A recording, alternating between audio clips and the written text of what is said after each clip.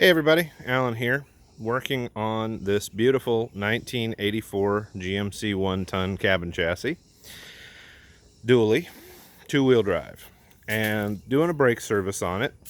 Truck has about 64,000 miles.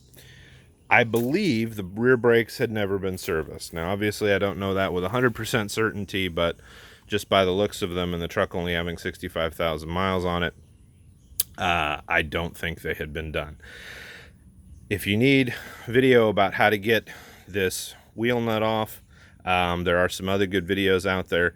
Basically, you unbolt the axle cap at the end, and then you have to have, there's a proprietary tool that has 6 pins that takes this lock nut off. Once you take, there's a snap ring and a keyway. You can see the keyway, you just pull that key out, and then you take that nut off. That's a different video, though. What we're here to talk about today are these little guys. It's called a wheel cylinder link. Now I already have a new one in, but this is what the originals looked like when they came out. They were obviously in pretty bad shape. This truck was so rusty, a couple of the springs actually broke apart in my hand when I took it apart. So obviously you want all new hardware, all new springs, etc. Got the new wheel cylinder in, got one of the new brake shoes in, got new parking brake hardware, etc. Actually, this is for the adjuster. The parking brake hardware is on the back. But anyway, so this guy here is called a wheel cylinder link. And I have the official GM dealer service manual for this truck. It does not list that wheel cylinder link as a part number. Nor does that wheel cylinder link come with the wheel cylinder, the shoes, or the hardware kit. It's just not out there.